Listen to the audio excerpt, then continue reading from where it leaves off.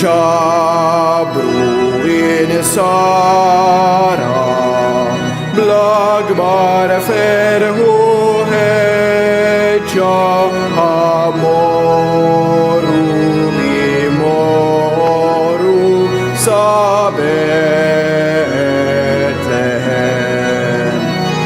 Emmi ben Allah farna rawhim wiled ninixtetu fl-ard bil-qima ninixtetu fl-ard bil-qima ninixtetu fl-ard bil-qima nadura.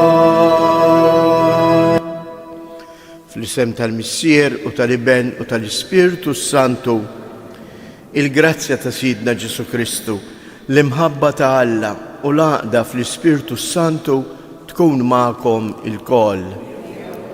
Qegħdin nofru dan is-sagrifiċċju tal-Qudiesa għar-Ruħ Joseph Muscat. Ħuti quddiem il-ħnina infinita ta' Alla, ejjew narfu l-fraġilità tagħna, in-nuqqasijiet tagħna, u fiduċjużi finħabtu nitolbu maħfra għal ħtijietna.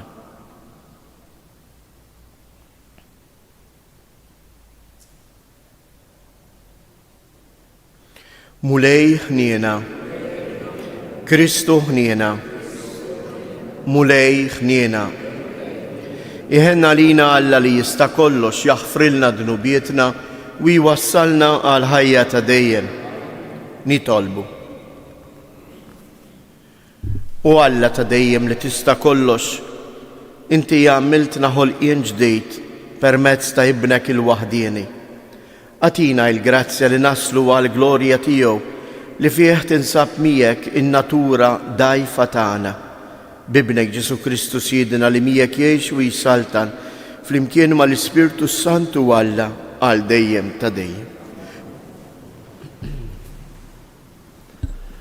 Qari mill-ewwel ittra ta' San Ġwanna Apostlu, eżis, din hi l-fiduċja sħiħa li għandna fl-Iben t'Alla, li jekk nitolbu xi ħaġa skont ir-rieda tiegħu u jismana.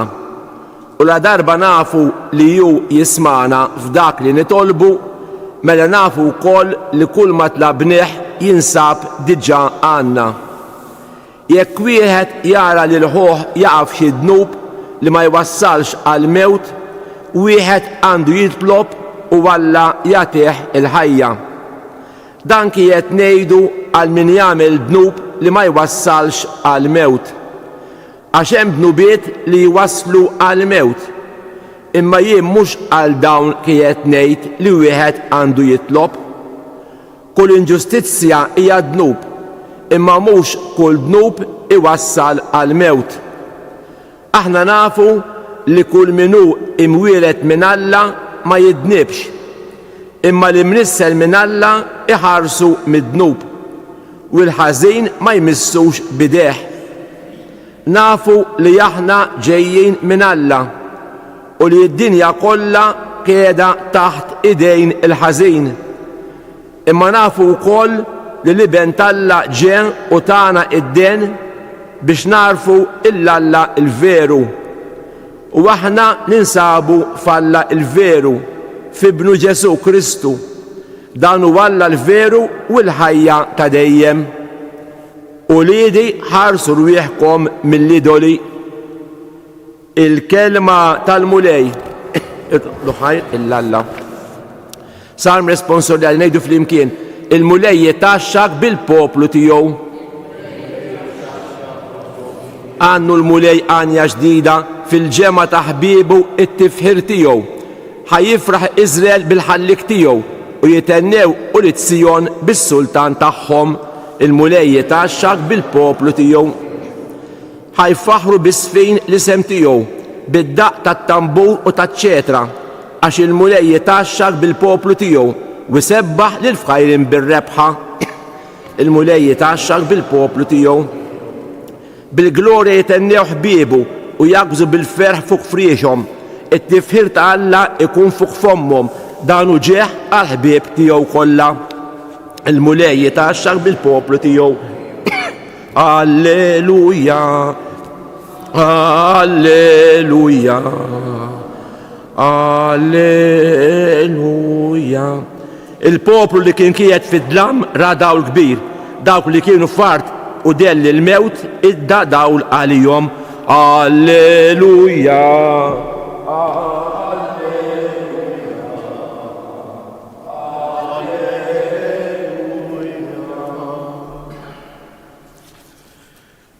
Il-mulej ma'kom. Qari mill-Evanġelju skont San Ġwan. F'dak iż-żmien Ġesu ġie mad-dixxiepli tiegħu fl-art tal-Ludija u baqa' hemm magħhom jgħammet.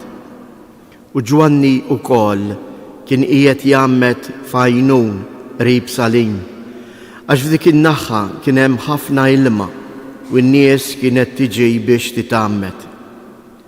Sa issa lil Ġwanni kienu m'għadhom ma tefgħux fil-ħabs.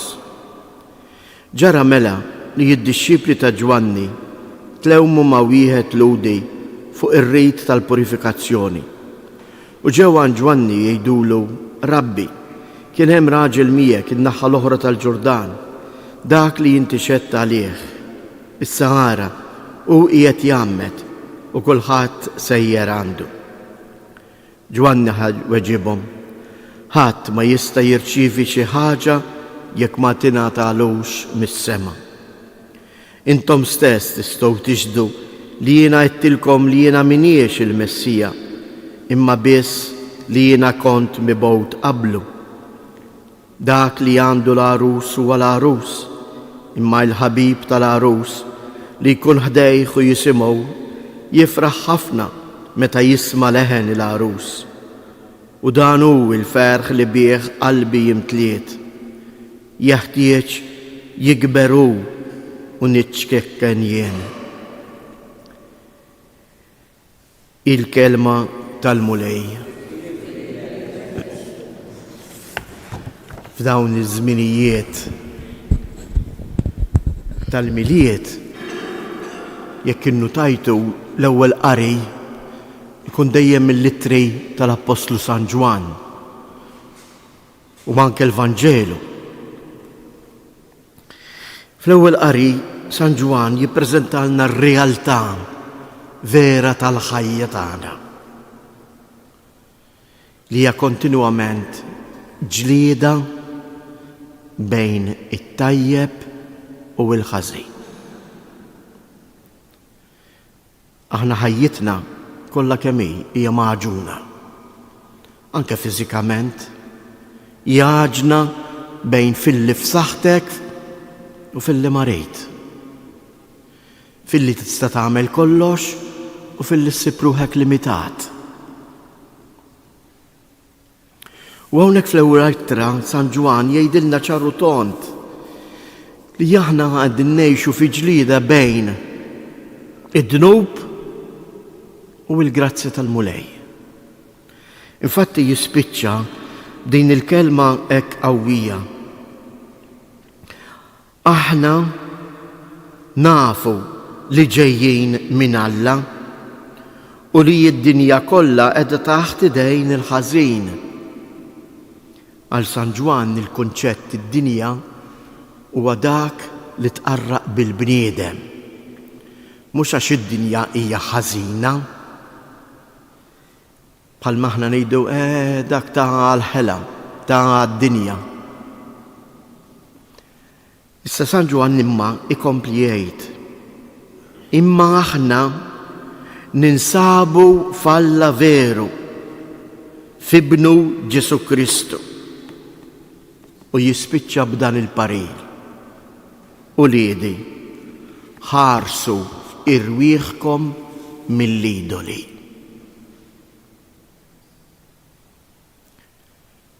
Il-ħażin mhux jiġi fuqi.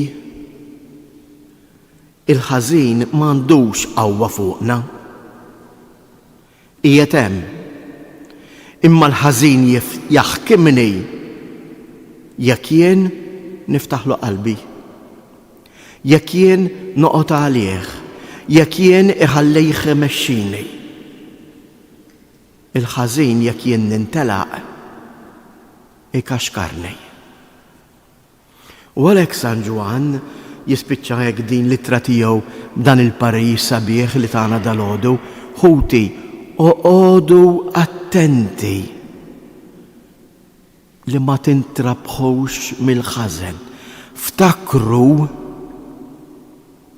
x'irċivejtnu u x'irċivejna. Anke hawnhekk San Ġwan il-Battista jgħid ħadd ma jingħatalu xejn jekk mhux mis-sema. Aħna irċivejna id-don tal-grazzja ta' Alla fil-Magħmudija.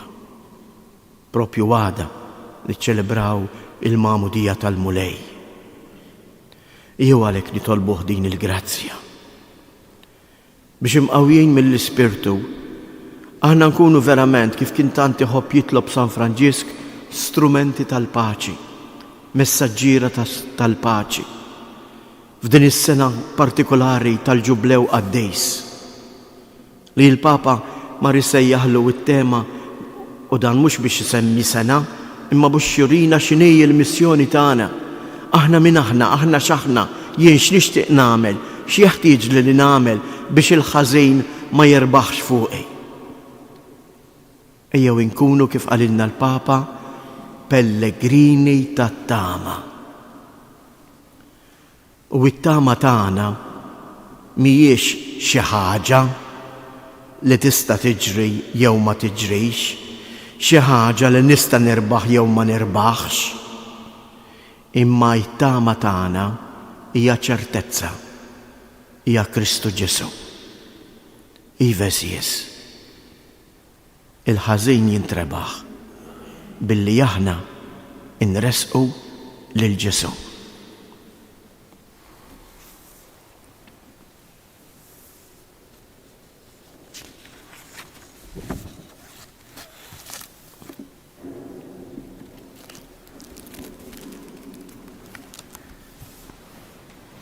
U tieżies li benta Alla ġie fid-dinja biex jenna narfu l-imħabba ta' Alla.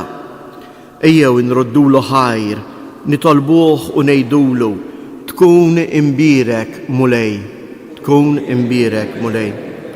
Għal predikaturi l-katekisti biex fil-waqt li jxandru il-kelma ta' Alla jiftakru li m'għandhomx ikunu ta' tfixkila għal Kristu li jkellem il-qalb ta' kull bniedem. Nitolbu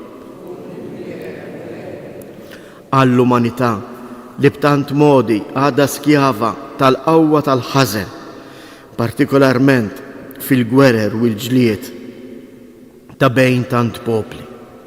Għamel mulej li s-setanin tal-art jifqu mill-ġlied u jaslu għal ftehim dejjem ħasseħ tassew fil-qalb ta' kull bniedem il-paċi.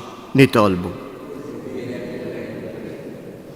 għal koppji li qegħdin iħejjeruhom ma' żwieġ nisrani propju l-lejla hawnhekk f'dan is-santwarju sejrin jinġabru l-arajjes ta' dawn l-aħħar sentejn li qegħdin fil-kors li temmew il-kors ta' tħejja żwieġ tagħhom. Jew hekk nitolbu biex l-Ispirtu Santu ikun fuqhom u jagħtihom kull grazzja biex jarfu jgħixu b'fedeltà fl-imħabba dejjema tagħhom. Nitolbu għall-komunità tagħna biex fija nilqgħu u nwiżnu lil xulxin b'imħabba u b'rispett tal-aħwa. Nitolbu. Llum jaħbad ukoll għeluq is-snin tal-isqof Anton tagħna, Anton Tewma. Ejjew nitolbu għall-isqof tagħna biex il-qawwa tal-Ispirtu tkompli tinżel fuqu, tmexxih ħalli jkun jista' imexxi il-merħla li ġiet afdata f'idejh. Nitolbu.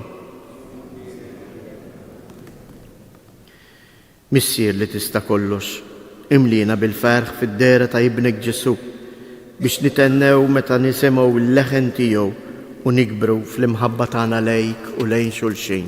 بكريستو سيدنا.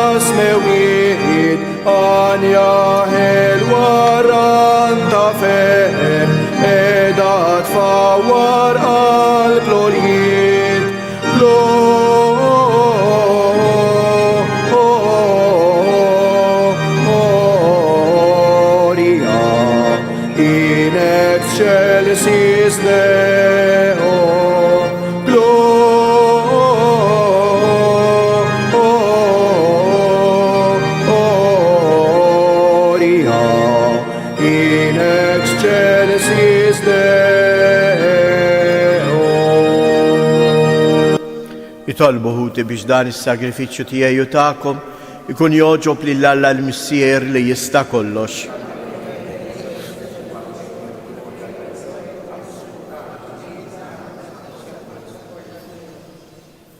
U Alla, minnek ġej is-sliem tagħna u r-rabta ta' qalbna miegħek. Għamel li bdejn l-offerta nagħtu ġieħ kif jixraq lill-kobor tiegħek u li jinħossu ruħna ma' qudin ħaġa waħda fit-tessejb ta' dawn il-misteri qaddisa bi Kristu Siedna. Il-mulej ma'kom, nerfgħu lubna il fuq, niżżu ħajr lill-mulej Alla tagħna. Sewwa u xieraq mulej missier qaddis, Alla ta' dejjem li tista' kollox tajjeb u taġid tas-salvazzjoni tagħna li dejjem u kull imkien inroddulek ħajr. Għax inti llum dawwalt il-ġnus meta wrejthom fi Kristu il-misteru tas-salvazzjoni u bid-dera ta' ibnek fostna bħala bniedem li jmut, inti fejjaqtna bis-sebħ ġdid tal-ħajja tiegħu li qatt ma tintemm. Għalhekk mal-anġli u l-arkanġli, mat-troni u mad-dominazzjonijiet, mal-qtajja kollha tal-żerġ tas-sema intennu l-innu tal-glorja tiegħek u ngħidu bla qiegħda għaddejs.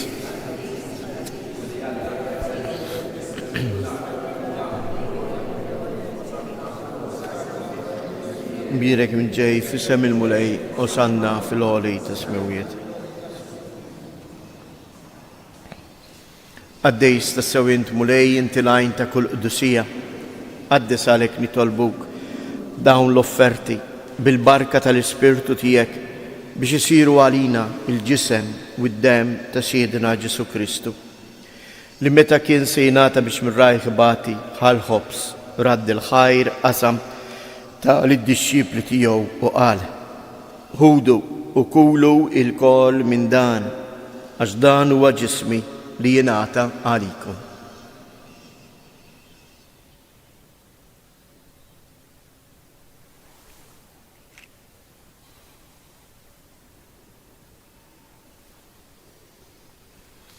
Ekku ukoll wara li klaħa l-kalċi reġa' radd il-ħajr ta' lid-dixxipli tiegħu u qal: ħudu u ixorbu minnu il-koll, għax dan huwa il-kalċ ta' demmi tal-patt il-ġdejt li jibqa' dejjem.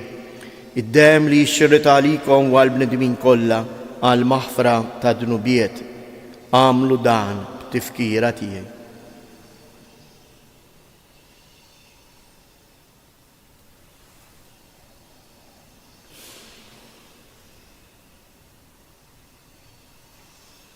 Danu il-misteru tal-fidej, inħabru l-mewt tiegħek mulej, inxandru bil-ferħ l-qawmien tiegħek, nistennewk sa ma tiġi fil-glorja. Għalhekk aħna nagħmlu dan tifkira tal-mewt u l-qawmien ta' Siedna Ġesu Kristu, nofrulek mulej il-ħobs tal-ħajja u l-kalċi tas-salvazzjoni u rroddulek ħajr għaliex għoġbok tilqana hawn quddiemek biex naqduk. Mit-ċokon tagħna nitolbu lill-Ispirtu Santu jaqqadna f'ġisem wieħed lilna li nieħdu sehem il-ġisem u d-dem ta' Kristu. Ftakar mulej fil-Knisja tiegħek imxerda mad-dinja kollha. Wettaqa fl-imħabba flimkien mal-Papa Franġisku, mal-Isqof tagħna Anton, l-isqfijiet u l-ministri tiegħek kollha.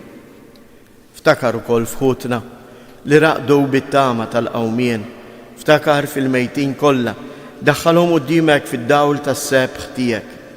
Ħenna lina l-koll nitolbuk, għati lilna wkoll il-wirt tal-ħajja ta' dejjem flimkien mal-Verġni mqazzahom Malla Marija, mar-raġel tagħha San Ġusepp, l-Apostli u l-Qaddisin kollha li jgħixu fil-ħbiberija tiegħek sa mill-bidu tad-dinja. Għamel li magħhom infaħruk u nsebħuk b'Ġesu Kristu ibnek. Bi Kristu, ma' Kristu u fi Kristu, jingħata lilek għall missier li tista' kollox, flimkien mal-Ispirtu Santu, kull ġieħ u glorja għal dejjem ta' dejjem.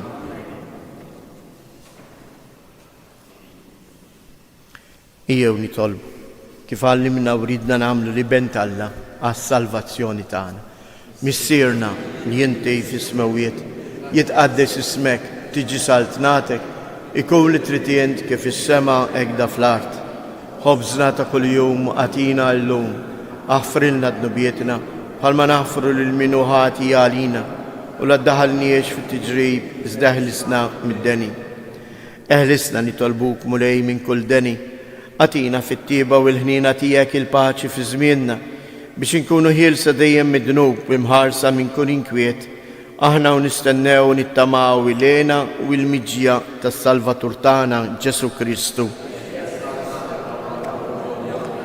Mulej Ġesu Kristu li qed lill-Apostli tiegħek inħallilkom isliem, nagħtikom isliem tiegħi, la tħares lejn dnubietna, iżda ħares lejn il-fidi tal-Knisja tiegħek, għatija isliem u laqda li jint trid fija, jint li tgħix wis-saltan għal dejjem ta' dejjem. Il-paċi tal-mulej tkun dejjem magħkom, għatu l-paċi lil xulxin.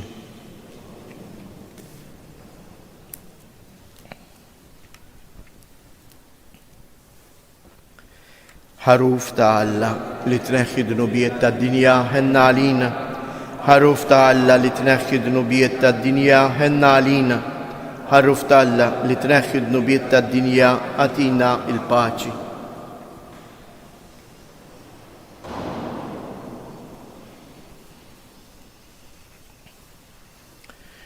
Danu il-ħaruf ta' Alla, danu li jneħħi dnubiet tad-dinja, ħen jindawk li huma mistiedna għall-ikla tal-ħaruf.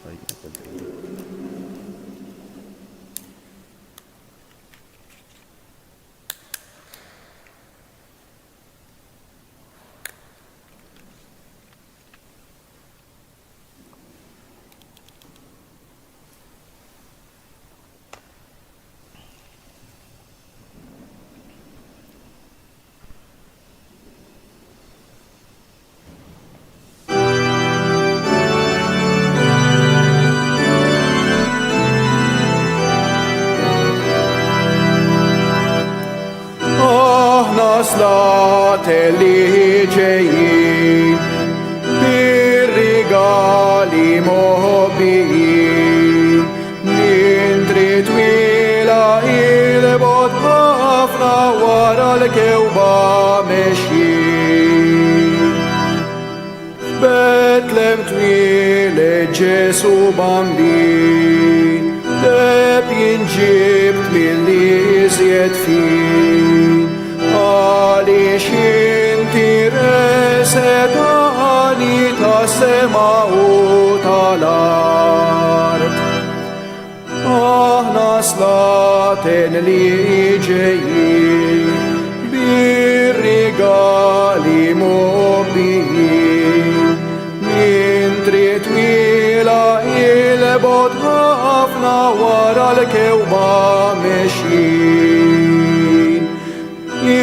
Inċensjina ser natik, sabiex lilek nagħti ġieħu glorja u foħrija lill-Alla il-ħanin.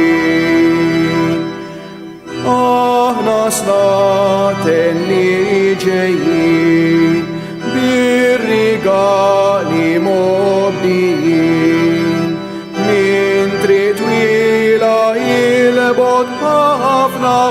wara l-kewba mexjin. Jiena mirra ser natik, għax ser dbati għal-bnedmin, sabiex nilna inti tifdi u terġa' tina slim. Aħna sbaten li ġejjin, bir-rigali mobbijin, min trid twila il-bot ħafna wara l-kewba mexjin.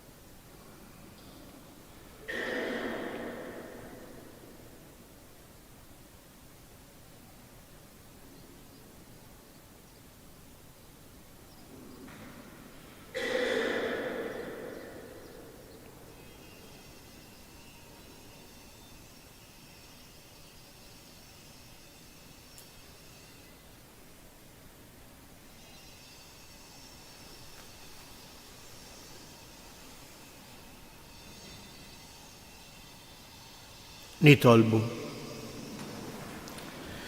Mulej, inti tmexxi l-poplu tiegħek b'kull xorta ta' għajnuna. Fit-tieba tiegħek jieqaf magħna issa u għall ġej biex nitfarġu kemm jeħtieġ bil-ħwejjeġ li jgħaddu u hekk inħabirku aktar bil-qalb għal ħwejjeġ li jibqgħu għal dejjem. Bi Kristus jedna. Kejjew ngħidu dawn it-tliet avamarijiet nufruhom għar-raj spiritwali tagħna l-Isqof Anton l-lum li qiegħed jiċċelebra għeluq snin. Sliem għalik Marija bil-grazzja mimlija l-mulej miegħek, imbierka inti fost in-nisa, imbierek il-frott tal-ġuf tiegħek Ġesu.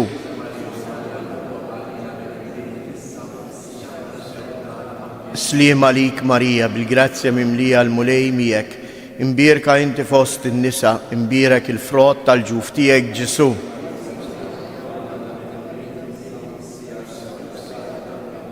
Sliem għalik Marija bil-grazzja mimlija l-mulej miegħek, imbierka inti fost in-nisa, imbierek il-frott tal-ġuf tiegħek Ġesu.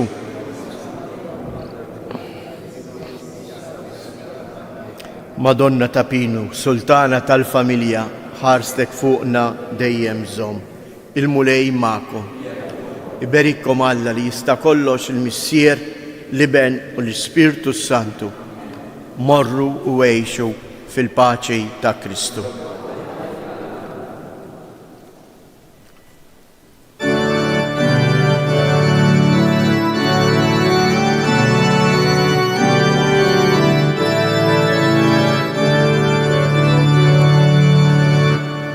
Oċkejkna ta' Betlehem xinu dan id-dawl sabi li għamlek tiddi bħal binar u tlammi l-bot keċi xinu dallana ħelu li donnu ta' smewit li bħalu għatman stama għat fl-akbar nisma